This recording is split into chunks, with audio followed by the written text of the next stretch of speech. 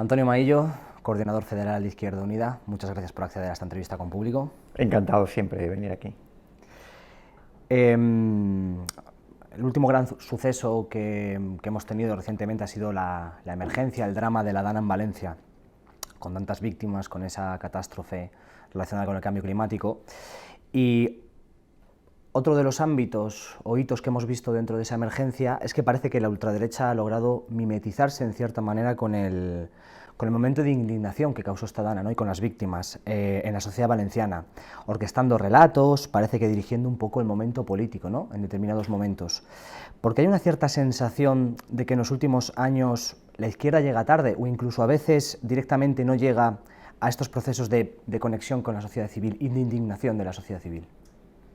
Bueno, yo creo que conviene matizar un poco esa reflexión. A mí me parece que es verdad que hubo un momento en el que el vacío del momento de atención en la rapidez de respuesta del Estado lo ocupan los monstruos, ¿no? Y en este caso lo ocupa la extrema derecha en una estrategia muy coordinada de desinformación que después fue, tengo que decir, neutralizada. El hecho de que opere no significa que al final hegemonice, y me explico.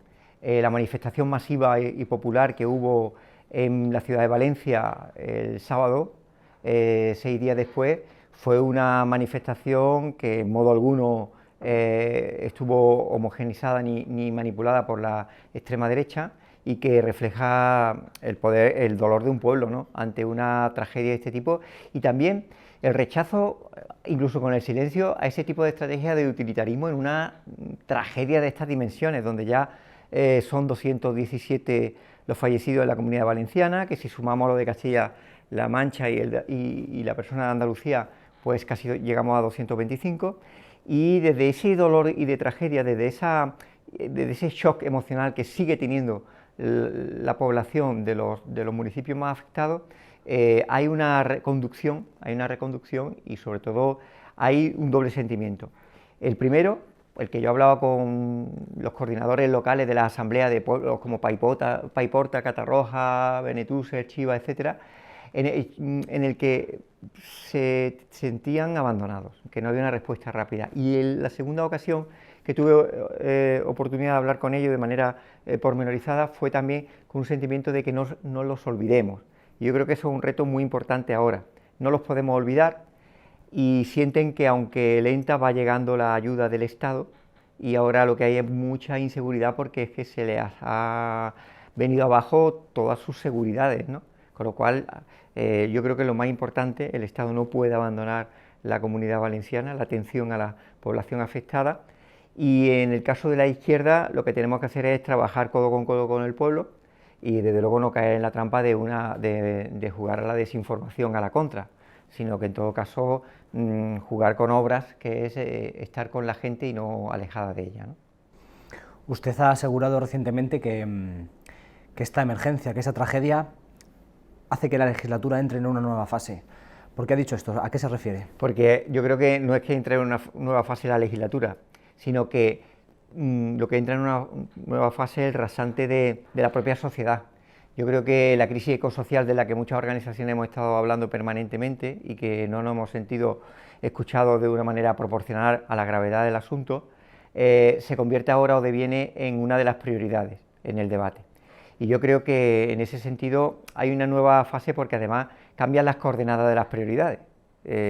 Todas las políticas, desde las presupuestarias, las fiscales para obtener ingresos, van a estar orientadas a la reconstrucción de pueblos devastados, de casi la mitad de la provincia de Valencia devastada. Por tanto, ese cambio de dirección que tiene la legislatura tiene que ver también con un cambio de coordenada en las preocupaciones sociales. En pleno proceso de crisis ecosocial, pues tiene que ver con que los debates fiscales, mire usted, las empresas energéticas tienen que tributar menos del 3% de sus beneficios, tienen que ser los grandes desertores junto con la banca del sistema fiscal español, cuando son las que más contaminan. Pues es una reflexión que con la Dana adquiere una relevancia máxima. Y otro tema en el que cambian las coordenadas es la relativa al urbanismo. Hay un urbanismo contraintuitivo que ha despreciado la naturaleza y la naturaleza desprecia aquello que tú desprecies, y por otro lado el desprecio que ha habido a lo público y a los servicios públicos y un Estado fuerte.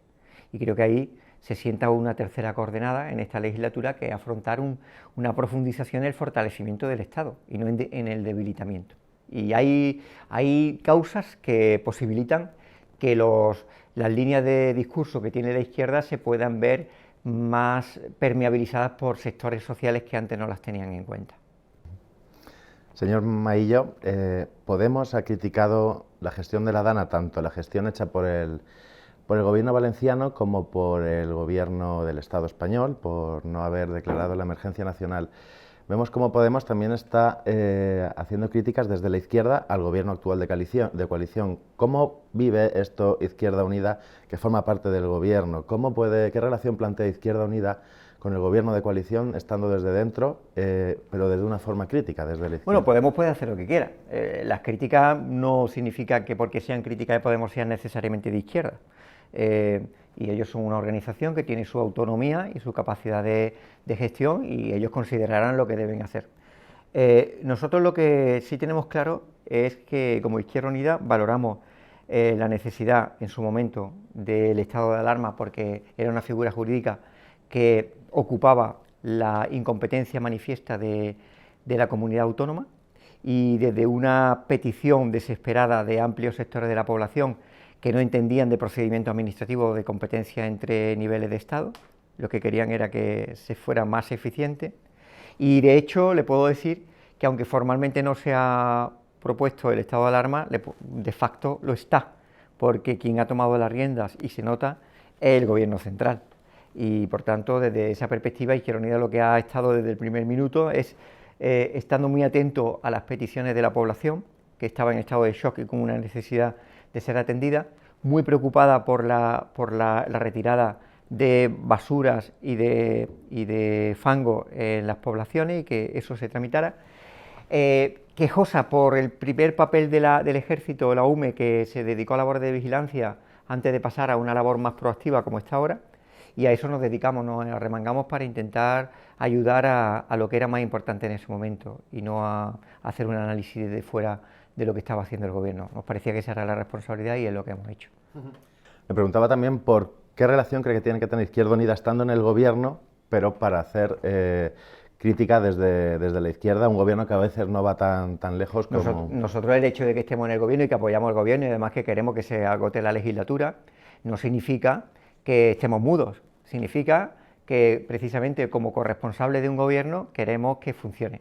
Y por tanto, en aquellos aspectos que consideramos que es mejorable, siempre lo hemos dicho, y creo que está muy normalizado en la sociedad española el hecho de que en un Gobierno de coalición forma parte de su propia naturaleza la discrepancia en un momento dado, bien por operatividad, bien por preferencia política, etcétera. Por tanto, no sacaría de eso ninguna conclusión política. Nosotros hacemos compatible el formar parte de un Gobierno con saber aquellas cosas que no estamos de acuerdo y que lo decimos, y no solo en los primeros momentos de la Dana, con las dudas sobre si intervenir o no la Comunidad Valenciana, y nos posicionamos, sino también con toda la política llevada en las compras en las anteriores compras de material bélico o de seguridad a empresas de defensa y seguridad israelíes, o el transporte de armamento con paradas en puertos españoles, y no nos sentimos condicionados por estar en el Gobierno. Es más, creo que el hecho de estar en el Gobierno nos hace más relevantes nuestras posiciones políticas, porque son más escuchadas. Este fin de semana se celebra el primer acto de la convocatoria por la democracia que han impulsado ustedes desde Izquierda Unida. ¿Qué es este proceso? ¿Qué objetivos se plantean conseguir con este proyecto? Izquierda Unida, como organización política y movimiento político y social, ha reflexionado desde julio del año pasado, tras mi elección como coordinador, en la necesidad de hacer una interpelación a la sociedad, sobre todo aquella que se sienta identificada con los postulados de defensa de las conquistas sociales que ha tenido el movimiento obrero y que están ahora mismo en amenaza. Y no solo eso, sino que asiste a un deterioro de las instituciones democráticas, cuando lo que necesita nuestro país es una profundización de una democracia en la que nosotros siempre hemos sido muy críticos con su desarrollo. Al hablar de convocatoria por la democracia, lo que estamos interpelando a la sociedad para decirle una cosa, y creo que los últimos acontecimientos además la revelan bastante vigente. La ola reaccionaria de extrema derecha, autoritaria, se extiende por el mundo, y hay gente que ha teorizado que también tiene que llegar a España. Bueno, pues nosotros de Izquierda Unida nos negamos a que eso sea así. Nos arremangamos para disputar y para que no sea reversible. Un país que además ha tenido momentos históricos en los que nunca se ha resignado a que venga la derecha autoritaria a mandar sobre nosotras y nosotros. Y esa convocatoria es una interpelación a náufragos militantes, gente que ahora no está militando, gente de izquierda que se identifica con esa necesidad de compromiso cívico, aunque no esté militando de manera formal en organizaciones políticas, para no solo defender la democracia de quienes quieren, digamos, destruirla, sino también la mejor defensa democrática es profundizar en sus carestías, en sus carencias, y desarrollar un proyecto de país que defienda orgullosamente los servicios públicos, con un Estado más fuerte, que defienda la compatibilidad de un trabajo con una vida de cuidados y un acceso a la vivienda digna, o un país que se define frente a la ola xenófoba como un país de acogida. Sobre esos fundamentos fundacionales de país, en los que atraviese la democracia de los medios de comunicación como mecanismo de información frente a la desinformación y la toxicidad, o el feminismo como elemento transversal de transformación, es sobre lo que les decimos a la gente: ya basta de indignarnos con lo que haga la extrema derecha, vamos a organizarnos para convertir la alegría militante en un acto de reafirmación y de arrinconar a quienes ahora están muy envalentonados, se creen que el tiempo histórico les corresponde a ellos, y hay gente que nos negamos a esa realidad. Por tanto, es un basta ya, esta suerte de resignación ante la ofensiva, la chulería y el matonismo de la ultraderecha.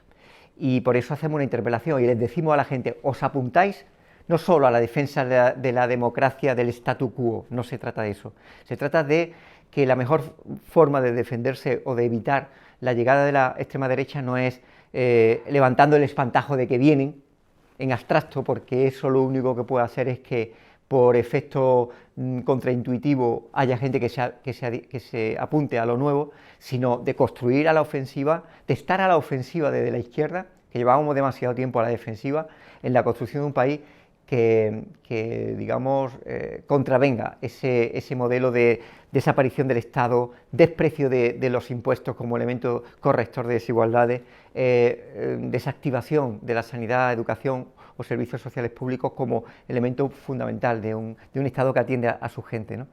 Y por eso iniciamos un proceso que, como hacemos todo en Izquierda Unida, no es un acto y ya está. Lo hacemos, el domingo es el pistoletazo de salida de un proceso que va a durar todo el curso político y que queremos desplegar en los territorios, sobre todo a nivel local, donde las asambleas de Izquierda Unida, pero incluso gente que no pertenezca a nuestra organización, tome las riendas de estas convocatorias y convoque en su comunidad de vecinos, en su barrio, en sus territorios, a gente que quiera militar frente a la extrema derecha y desde una alegría combativa y militante, no desde un razonamiento de miedo. Queremos transformar el miedo que existe actualmente y también extendido a la izquierda en una construcción de esperanza. En este país vale la pena vivir, y vale la pena vivir porque es posible vivir mejor de lo que lo hacemos en estos momentos.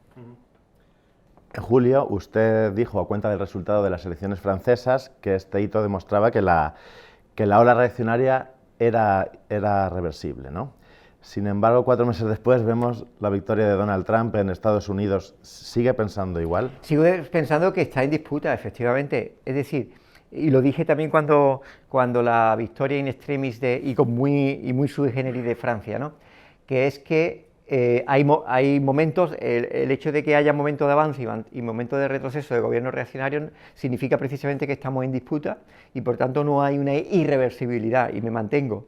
En Estados Unidos hay un proceso que es un hito más, que se extiende nada más y nada menos que en la primera potencia, pero que indudablemente no significa que sea irreversible. Bueno, y si lo fuera, la actitud de la izquierda, ¿qué sería? ¿De resignarse a que lo esté o de construir resistencia? En el caso último, como percibo en mi visita la semana pasada en Bruselas, a la teorización de grupos hermanos de otros países europeos que ya están organizando la resistencia, no por nada, sino porque ya en sus países tienen gobiernos absolutamente autoritarios. Bueno, pues en cualquier caso, sea reversible o no, yo creo que está en disputa, y España y el gobierno de España demuestra que está en disputa y que el trofeo que le queda a la derecha, a la extrema derecha, es hacer tumbar el gobierno español. Yo creo que la izquierda debe dejar ya de lamentarse y construir hacia afuera un proyecto de esperanza y romper con los tópicos, esto de que están, yo creo que vienen además muy interesados por la extrema derecha, de que los jóvenes están con la extrema derecha. Mire usted, hay jóvenes en la extrema derecha y hay jóvenes que están en la izquierda clarísimamente. Lo que sí es verdad que hay una juventud muy politizada y nosotros no estamos dispuestos a que corran solamente por un carril, ¿no? Y la pregunta, y en el supuesto peor de que esto fuera irreversible, ¿nos vamos a quedar quietos en nuestras batallitas de nuestros partiditos, hablando de lo que cada uno puede influir, o construimos algo que interpele a la sociedad y que haya gente que no esté militante o que haya sido náufrago militante de esta década y quiera militar en este marco político? Cuando usted se presentó a las primarias de Izquierda Unida, siempre tenía un discurso muy claro sobre las formas políticas y apelaba siempre a la construcción de los proyectos a fuego lento, a parar un poco los tiempos de la política, ¿no? Esa cocción a fuego lento, hablaba usted del potaje. Y yo le quiero preguntar que después de estos primeros meses como coordinador de Izquierda Unida, donde ha estado activo en la política más institucional, en la política más partidista, en la política organizativa, también en la sociedad civil, le quiero preguntar por la reflexión que usted hace un poco después de estos meses, ¿no? ¿Cree que ha logrado de alguna manera paralizar los tiempos de la política en torno a lo que le rodea, su propia organización, o cree que al final esos tiempos tan vertiginosos de la política han acabado por afectarle a usted de alguna manera? Cumplo 6 meses desde que fui elegido coordinador y es evidente que uno no es impermeable a lo que se le impone de un marco externo, ¿no? Así que hago mía la tensión de intentar ir parando los tiempos, aunque hay gente que te dice que eso es imposible, pero parar los tiempos no porque seamos capaces de hacerlo, sino porque necesitamos reflexión para acertar y sobre todo porque se ha demostrado que la rapidez no nos ha llevado a una eficacia, ni en resultados, ni en capacidad de influencia. Entonces intento tener mirada larga, aunque haya paso corto, y creo que estoy cumpliendo, porque a pesar de que estamos obligados a responder ante la coyuntura, creo que no nos hemos dejado todavía imbuir de manera autómata por la dinámica enloquecida del día a día, que uno no puede soslayarla, pero no significa que se tenga que marcar. Sí me pasa muchas veces que tengo que pedirle calma a los compañeros y compañeras que exigen que tengamos que dar respuesta a todo inmediatamente, y yo digo una cosa: si damos respuesta inmediatamente a todo, tenemos más capacidad de equivocarnos que de acertar. Y posiblemente sigo convencido de que son tiempos en los que conviene acertar más que ser rápido. Y le digo un ejemplo en el que nos sentimos modestamente satisfechos. Cuando fui elegido coordinador de Izquierda Unida, hablábamos de que había que introducir espacios de consenso, de acuerdo, que las mesas de partido, por ejemplo, se reunieran, y la gente, bueno, ambas realidades no existían. 6 meses después, con toda modestia, se puede decir que, por ejemplo, en el espacio de Sumar, la mesa de partido está funcionando de manera natural como espacio de reflexión y de toma de decisiones, y hay decisiones que afortunadamente han ido más lentas, pero han sido acertadas, como ha sido el nombramiento de la nueva portavoz del grupo parlamentario. Y a mí me parece que ese camino es un camino bueno. Es un camino bueno porque, sinceramente, cambia la realidad la rapidez en la respuesta cuando tiene muchas posibilidades de que esa respuesta sea errónea. Yo creo que en esta tormenta en la que vivimos, si hay algo interesante es que tenemos tiempo, porque en términos electorales no se avecinan elecciones pronto, y eso nos va a permitir un poco ralentizar el ritmo y construir acertando.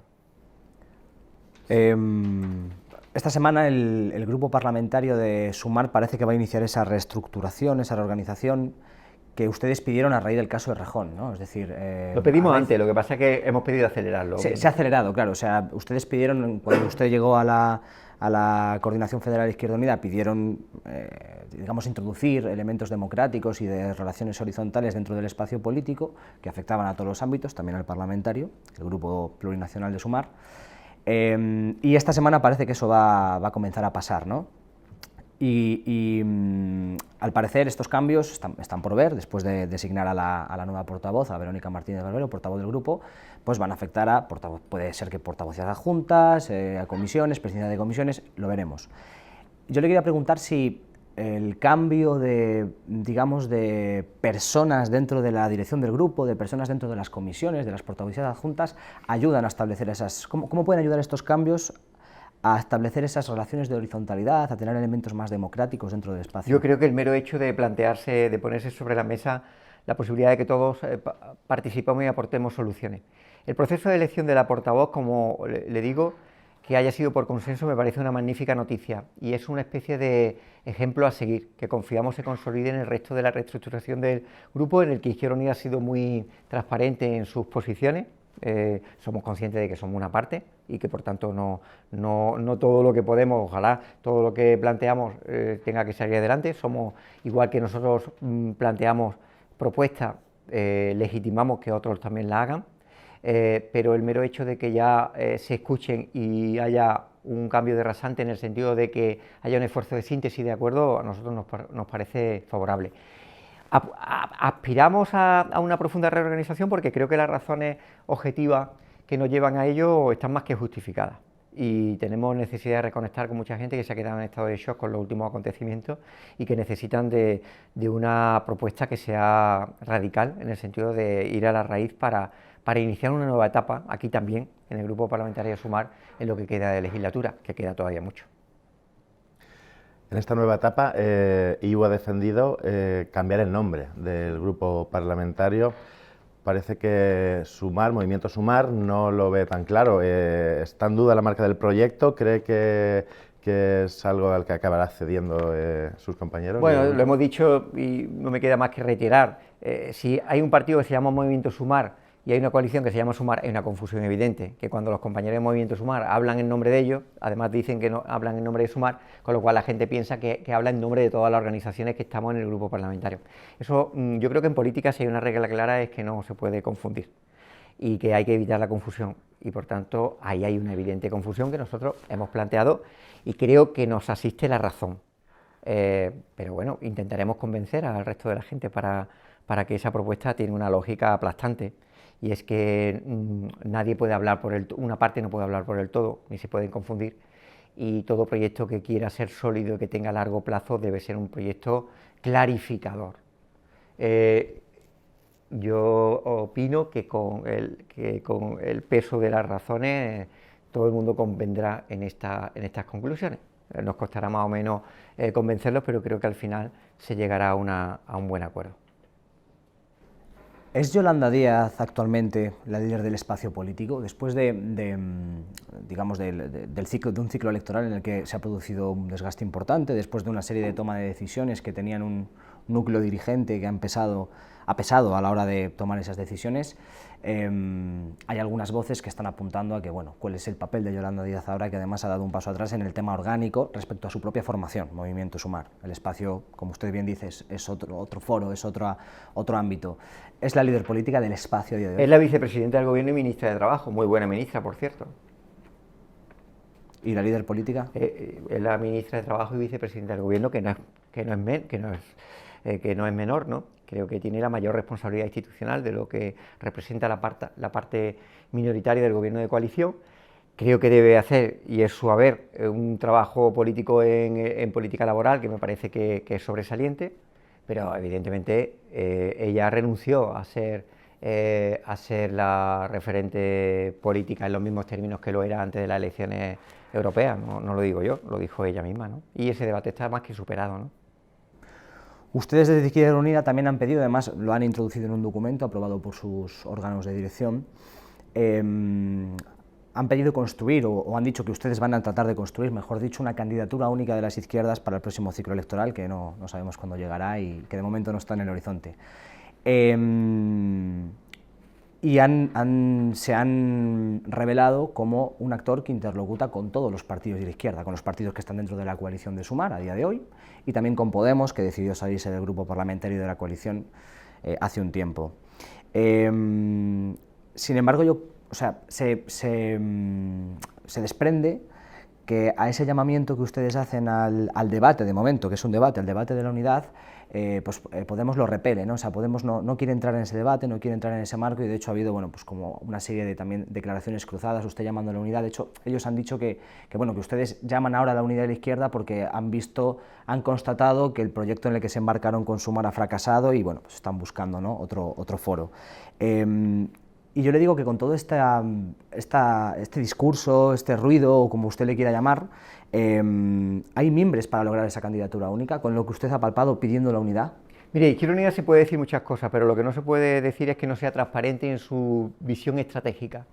Nosotros somos una organización que debate los documentos, los debate democráticamente, colectivamente, y saca conclusiones que evidentemente son públicas porque se han hecho con participación de mucha gente. No son productos de laboratorio de diseño, permítame la expresión. Desde ese orgullo de reflexión colectiva, le tengo que decir que nosotros tenemos además un debate sobre política de alianza que iniciamos el 5 de octubre y que ahora ya vamos a lanzar el documento sobre el que vamos a debatir en toda la organización.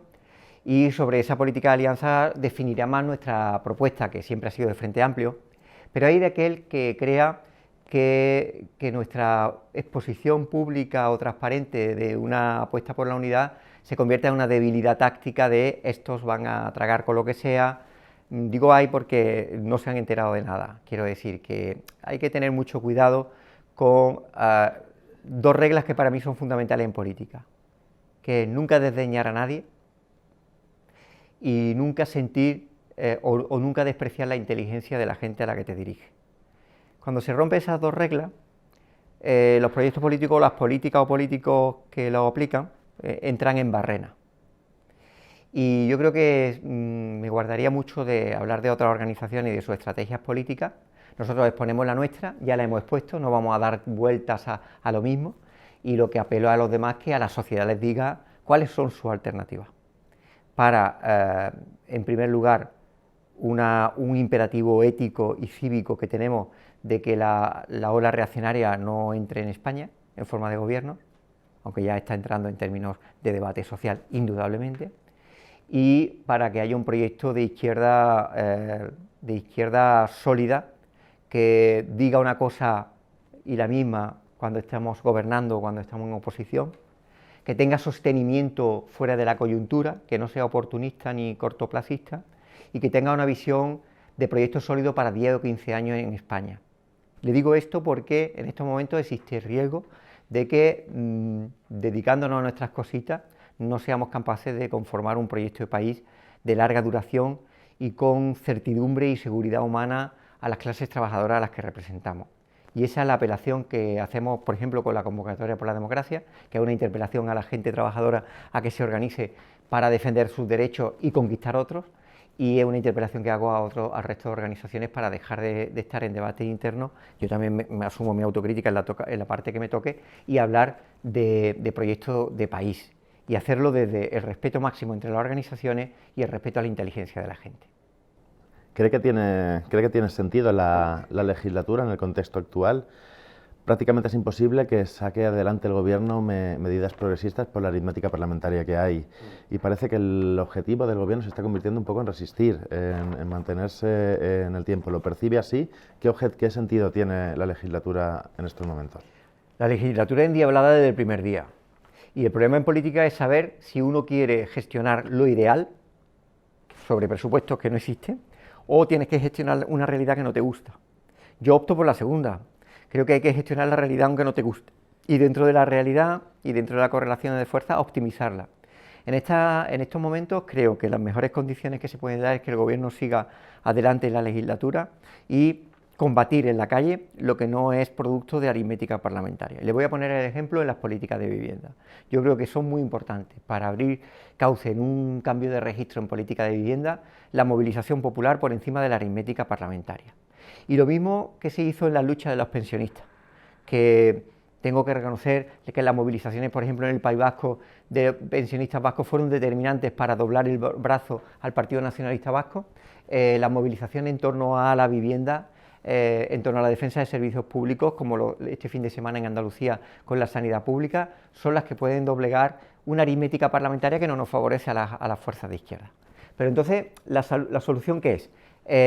machacar esta legislatura, que se acabe cuanto antes para que el PP y Vox lleguen, como eso es lo que apunta todo, o construir condiciones para que cuando se den una nueva convocatoria electoral haya mejores condiciones desde una izquierda transformadora a presentar un proyecto de país, a tener más fuerza y por tanto tener más capacidad de decisión. Creo que lo segundo es más oportuno, y creo que en las contradicciones del debate parlamentario están las contradicciones de la correlación de fuerzas. Lo que hay que determinar no es actuar con la melancolía de lo que nos gustaría que hiciera Junts y PNV, que son derechas, por muy nacionalistas que sean, son derechas, y por tanto se alinean con PP y Vox en política fiscal. Lo importante es lo que hagamos nosotros, y no quedarnos en una especie de posición izquierda plus. No, tenemos que afrontar la reforma fiscal, en este caso además con grandes diferencias con el PSOE por una razón, porque el PSOE no quiere acometer una reforma fiscal profunda. Bueno, pues si no la hace el Partido Socialista, nosotros ofrecerla a la sociedad y construir alianzas para pedir a la sociedad apoyo que en las próximas elecciones nos den más fuerza para poder plantearla.